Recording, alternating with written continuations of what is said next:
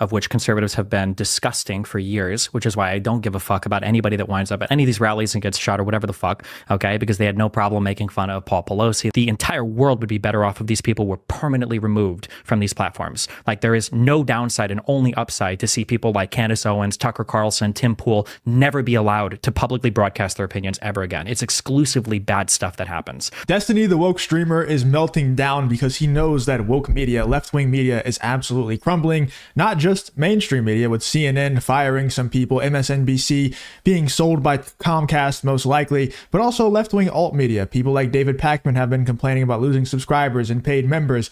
And I'm sure Destiny is also feeling the heat a little bit ever since losing, or he didn't, I guess, technically lose, but his side lost the 2024 presidential election to Donald Trump. Let's get into this clip here where Destiny is having a mental breakdown over the fact that Donald Trump won the election, and more importantly, the fact that left-wing media is 110% dying out. Tweets. Sure. After the first assassination attempt on Donald Trump, you got quite a lot of heat for a series of tweets that you put out, which had some choice words, not just for Trump, but also for Corey Comparatore, who was the firefighter that got killed by mistake by the shooter at the Trump rally. You were on Twitter almost immediately calling him fucking retarded. That is Corey, not Donald Trump, saying that you have zero sympathy for anybody who gets caught in a crosshair like that, and seeming to have no sort of ill feeling about the fact that a former president, somebody tried to assassinate them. I must say that when I saw those tweets, I was shocked. I was surprised. And a lot of people messaged me and said, is this the guy you had on your show? Like, you might want to think again before having him back on. And I'm sure that people who haven't watched this far have already commented down below, I can't believe you had this guy back on. I understand that you are angry about the state of the right wing in America. I understand that you really don't like Trump, and that's putting it far too lightly. But when you talk about how you don't like Twitter because it sort of is poisoning our political dialogue, do you not think you're contributing to it as well with this kind of behavior? No, I don't think the dialogue is being poisoned because people are being mean, of which conservatives have been disgusting for years, which is why I don't give a fuck about anybody that winds up at any of these rallies and gets shot or whatever the fuck, okay? Because they had no problem making fun of Paul Pelosi. They have no problem making fun of any... But Destiny, how do you know? Like, even if that, like, number one, even if the guy that got shot, the firefighter at the Trump rally that got shot by, like, no fault of his own, like, he didn't do anything for that to happen. It's horrible that you even say that, even with the qualification of, let's say that the guy has been super nasty to people online. You think that's grounds for someone to be shot and killed? Like a father to be taken out of his family? That's just insane to me. And that epitomizes the left wing. Like, that epitomizes why the left wing media is absolutely crumbling, because of people like Destiny, dude. That is insanity. And we don't even know if the guy is one of those people who says the things that Destiny would deem super mean and offensive and everything like that to the left wing. I'm sure he's talking about towards gay people and trans people and stuff like that. We don't even know if the guy's ever even said anything like that.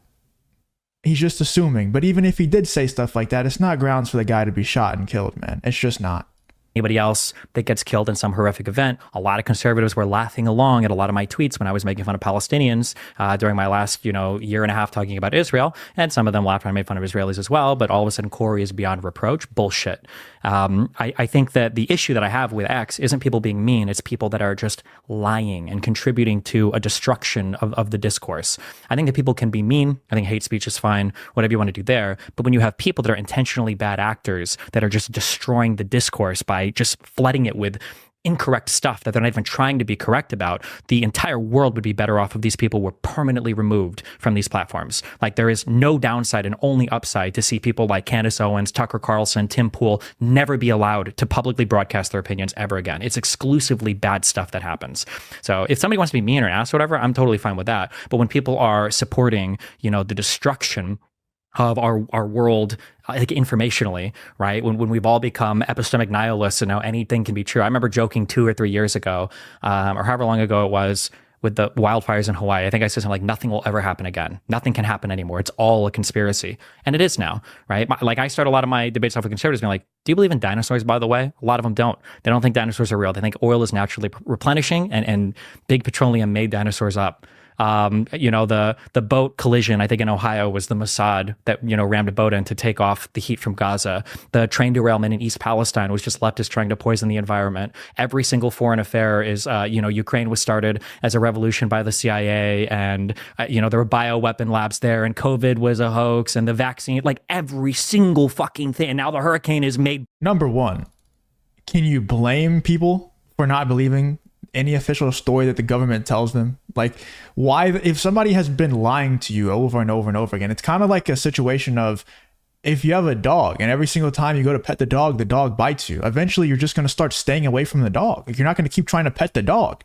It's the same thing with the government. If everything that they tell us, we either find out in real time is a lie, or we find out 10, 20 years later, after things become declassified, that they lied to us about whatever happened, why the hell would we trust them about anything that they say? That'd be really stupid. That's the definition of insanity.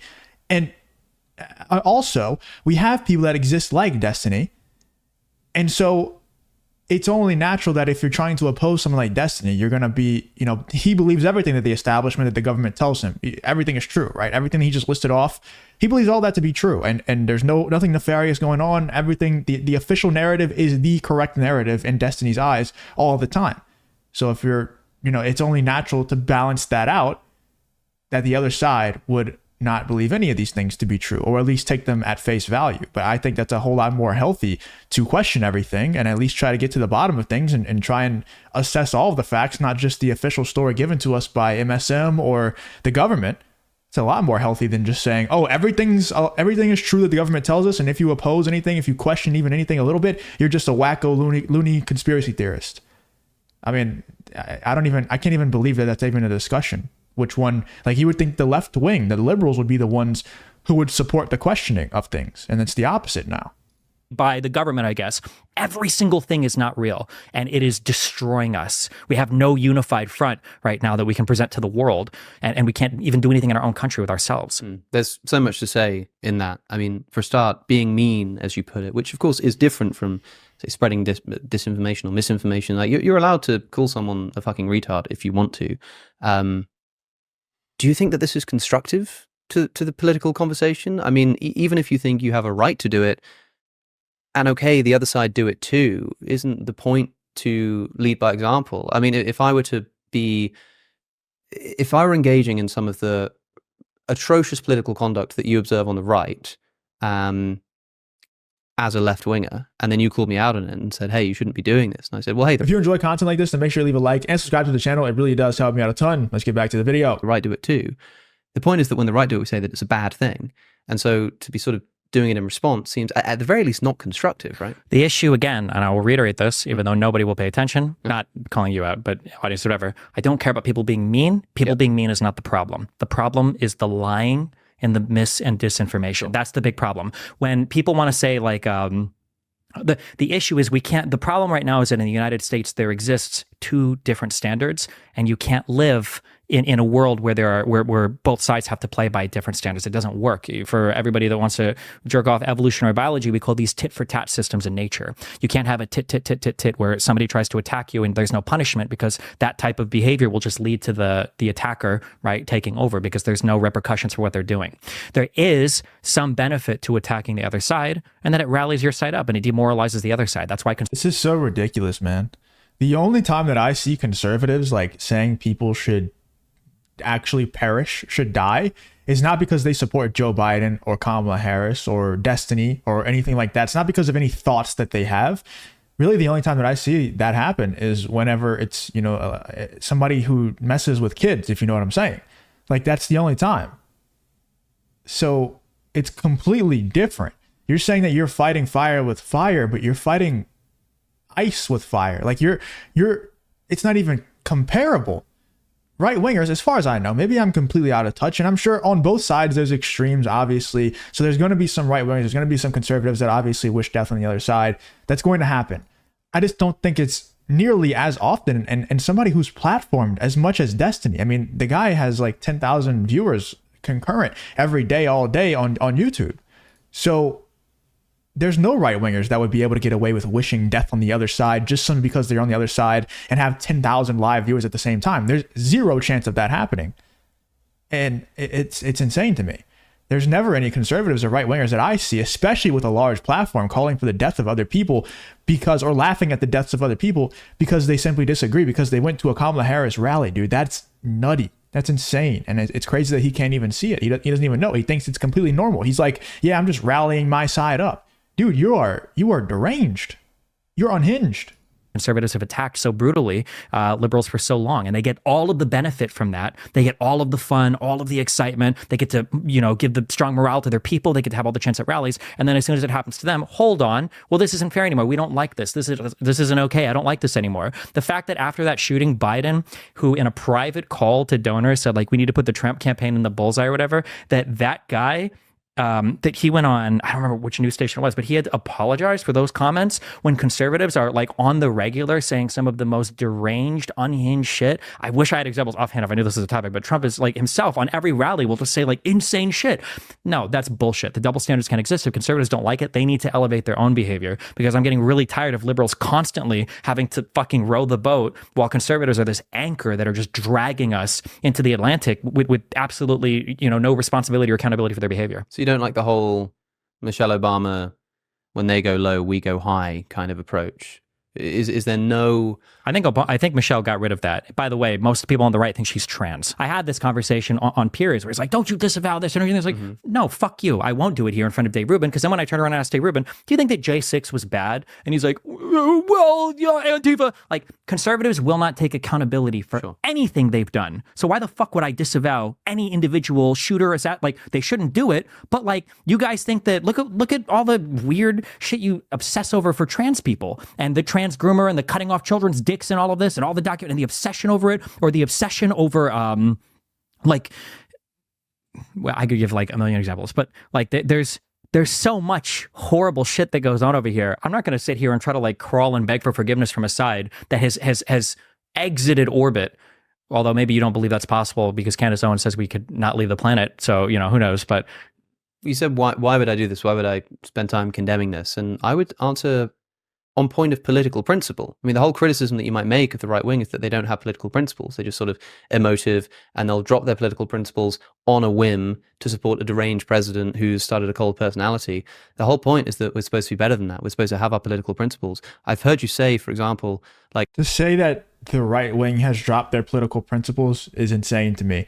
I will agree somewhat, right? Like, a lot of conservatives who are diehard Trumpers, I think they have kind of dropped their morals and principles a little bit, especially when it comes to like the abortion topic. In my opinion, Trump is way too lenient on abortion. I know that we celebrate him for the Supreme Court that he put in there, and then they got Roe v. Wade overturned, whatever. But saying over and over again that you're never going to allow a national abortion ban, I mean, I think a lot of conservatives in their morals and principles, they disagree with that. They want a national abortion ban, including myself. I think he's way too lenient on it. And there's a few other things as well. But to say that right-wingers and conservatives have dropped their morals and principles whenever left-wingers don't even have any. I mean, look at what happened. Why Destiny's even saying these things like Tim Pool, Candace Owens, Tucker Carlson should be banned is because the left-wing media is crumbling. Why do you think whenever conservatives lose and right-wingers lose, Republicans lose an election, they rally around their organizations, they donate a ton of money, and they support their content creators and everything even more? It's because they actually have morals and values and principles. Whenever the left wing loses, their only moral, valuable principle is they want to be on the winning team. They want to be on the right side of history.